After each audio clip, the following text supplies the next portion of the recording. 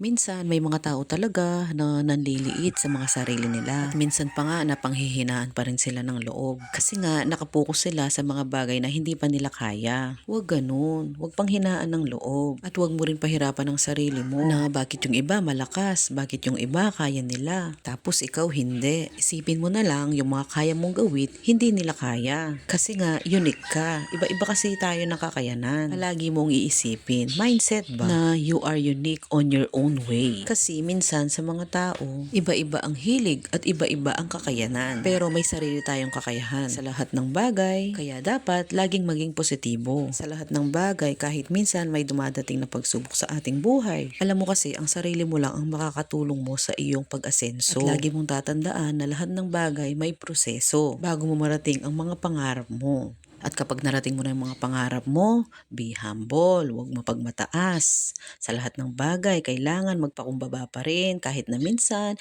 ikaw ang naaapakan, di ba? Kasi lahat tayo may mga pinagdadaanan, may mga pagsubok, ganon. Oo, madalas yung mga taong toxic, minsan kasi ang hirap nilang pakisamahan kahit na wala ka namang ginagawa, kahit na nanahimik ka lang sa bahay mo, meron at meron pa rin silang masasabi. Kaya ikaw, manahimik ka na lang. Huwag mo na lang patulan kasi wala ka naman mapapala sa mga taong ganyan, di ba? O tingnan mo sila ngayon, kung anong estado nila at kung ano yung estado mo sa buhay. Basta ikaw, focus ka lang sa mga goal mo. Pagdating ng araw, marirealize mo rin. Kaya ako sinasabi ito kasi lahat ng yan na experience ko sa lahat ng aking mga ginagawa ngayon. At syempre, lagi pa rin tayong manalangin kahit na minsan hindi tayo nagsisimba. Oo, walang taong perpekto.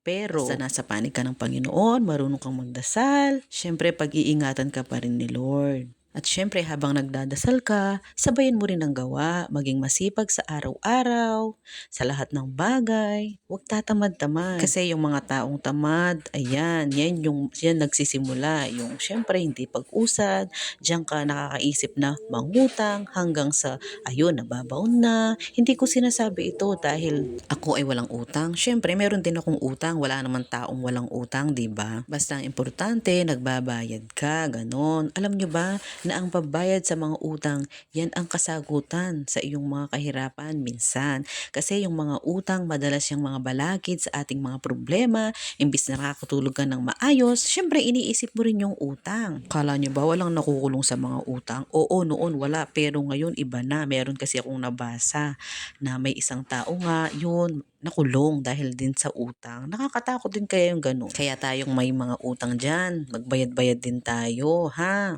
Lalo na nga kapag nakakasalubong natin yung ating pinagkakautangan, huwag po tayong magtatago dahil alam ng ating pinag-utangan na yun na nakita na tayo. Harapin mo siya, ganun, makiusap ka kung kailan mo babayaran. Kaya lang kapag nangako ka na babayaran mo ito, gumawa ka pa rin ng paraan para siya ay iyong mabayaran.